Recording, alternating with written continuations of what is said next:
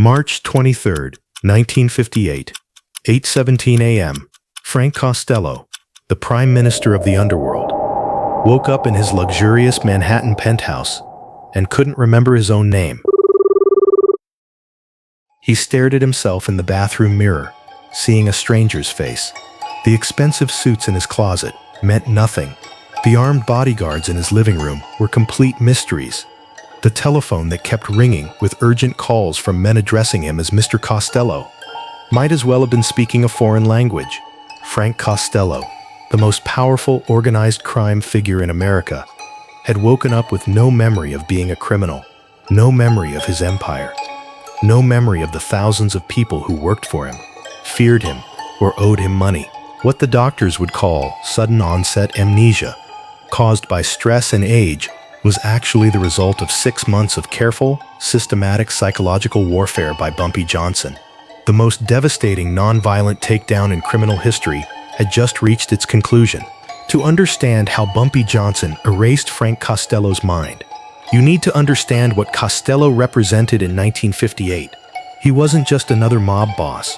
He was the architect of the modern American crime syndicate, the man who'd organized the 5 families, established territorial agreements, and created the power structure that controlled illegal activities from Boston to Miami.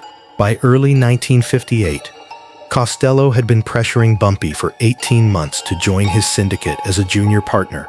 Not negotiate, not cooperate, join as a subordinate, giving up Harlem's independence in exchange for protection and coordination. Bumpy's response had been polite but firm. Mr. Costello, Harlem has been managing its own affairs since before your syndicate existed. That's when Costello made his fatal mistake. He issued an ultimatum. Johnson, you join willingly, or circumstances will force you to join unwillingly. What Costello didn't understand was that Bumpy Johnson had spent years studying psychology, pharmacology, and the human mind, and what Bumpy was about to do to Costello's memory would be more devastating than any bullet. September 15, 1957, 6 months before Costello's memory disappeared, Bumpy began his research, not into weapons or explosives, but into memory, consciousness, and chemical compounds that could affect cognitive function. His source was Dr. Margaret Chen, a psychiatrist at Bellevue Hospital who'd been quietly treating trauma victims from Harlem for 5 years, often without payment. She'd also been researching experimental treatments for memory disorders, particularly how certain drugs could temporarily suppress memory formation and retrieval. Dr. Chen, Bumpy said during one of their confidential meetings, hypothetically, if someone wanted to cause selective memory loss, how would that be possible? Dr. Chen looked uncomfortable. Bumpy, why are you asking about this? Because someone's threatening my community, and I need to understand all my options. Hypothetically, certain combinations of sedatives and psychoactive compounds can interfere with memory consolidation. The hippocampus, which processes memories, is particularly vulnerable to chemical disruption. What kind of compounds? Benzodiazepines combined with scopolamine can cause temporary amnesia, but the effects are unpredictable, potentially dangerous, and definitely illegal. Hypothetically, how would someone administer such compounds without detection? Dr. Chen studied Bumpy's face. You're not asking hypothetically, are you? Doctor, there's a man who wants to destroy everything I built to protect this community. I'm asking about alternatives to violence. Over the next month, Dr. Chen explained the science of memory disruption, how certain drugs could prevent new memories from forming, how other compounds could interfere with accessing existing memories, how the combination, administered regularly in small doses, could create progressive amnesia that looked like natural cognitive decline. The key, Dr. Chen explained, is consistency and subtlety. Large doses cause obvious drug effects, but microdoses, administered regularly over months, could create cumulative amnesia that appears completely natural. October 30th, 1957, Bumpy acquired the pharmaceutical compounds he would need, not through criminal channels, but through legitimate sources. Dr. Chen had provided him with prescriptions for anxiety and sleep disorders, allowing him to obtain benzodiazepines legally. The scopolamine came from a botanical supply company, It's derived from plants and used in legitimate medical research. The next challenge was delivery. How do you drug someone as paranoid and well-protected as Frank Costello? The answer came from an unexpected source: Costello's own vanity. Frank Costello prided himself on being cultured, sophisticated, different from crude street criminals. He frequented expensive restaurants, attended cultural events, and particularly enjoyed fine cigars and premium coffee. This cultural sophistication would become his downfall. November 15th, 1957. Bumpy began. Phase 1. Establishing a pattern. He arranged for premium Cuban cigars to be delivered to Costello's favorite restaurant, Rao's, with compliments from an admirer of your cultural refinement. The cigars were genuine, expensive, and completely untreated, establishing trust and routine. For 6 weeks, Costello received weekly deliveries of premium cigars, fine coffee, and occasionally expensive liqueur, all from the same anonymous admirer. The gifts were always top quality, never tampered with, and always accompanied by notes praising Costello's sophistication. By late December, Frank Costello looked forward to his weekly gifts. His bodyguards checked them routinely, but found nothing suspicious. The pattern was established. Frank Costello trusted his mysterious admirer. January 7th, 1958. Bumpy began Phase 2, the chemical campaign. The cigars now contained microdoses of benzodiazepines, absorbed through the tobacco and inhaled during smoking. The coffee contained traces of scopolamine, tasteless and odorless in small quantities. The liqueur carried both compounds, masked by the alcohol's natural effects. The dosages were precisely calculated. Too much would cause obvious intoxication. Too little would have no effect. The perfect amount would create gradual memory impairment that looked like natural aging or stress-related cognitive decline. For the first month, the effects were subtle.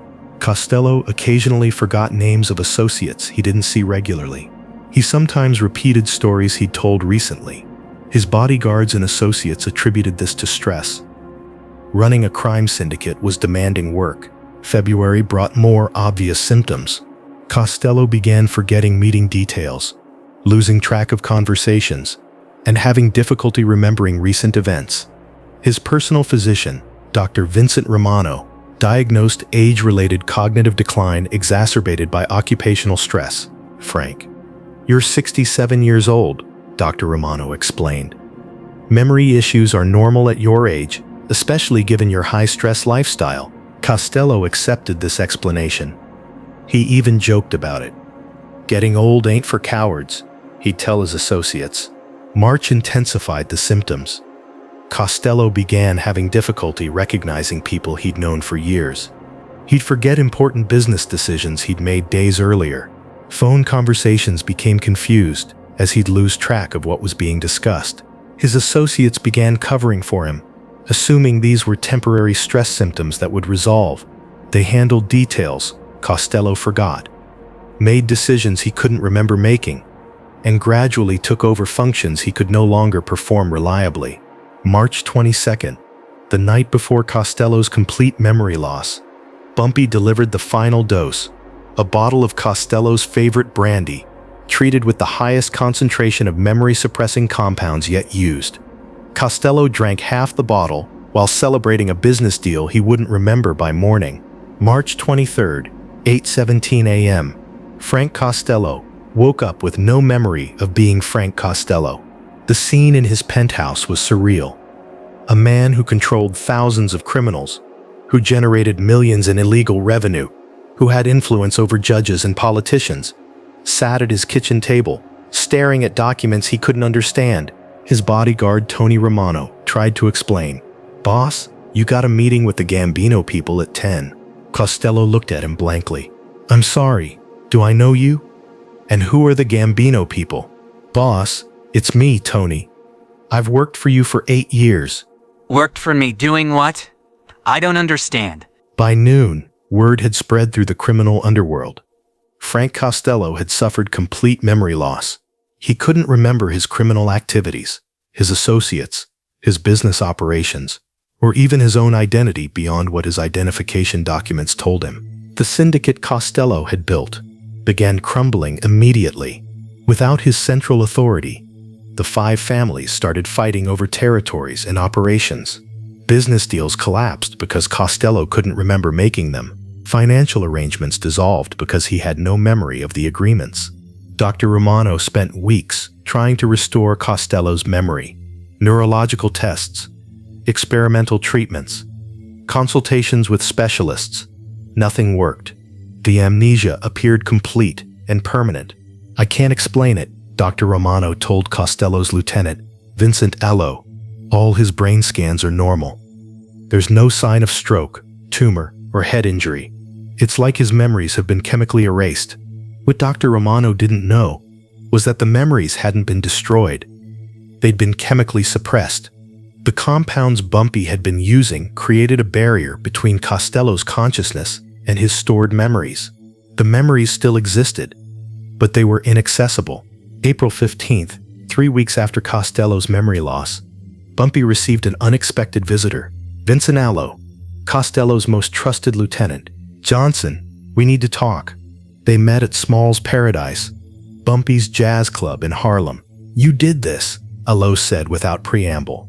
"I don't know how, but you erased Frank's memory." Bumpy's expression remained neutral.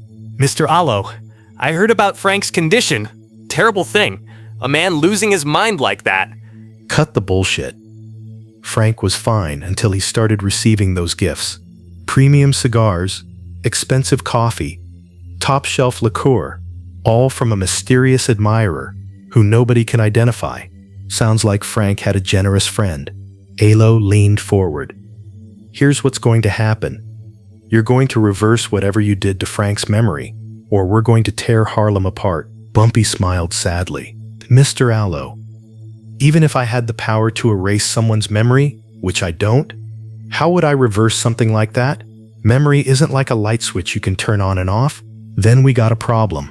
"No, Mr. Allo, you got a problem.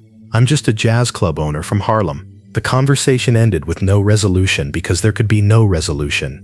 The chemical suppression of Costello's memory was irreversible, with 1958 medical knowledge.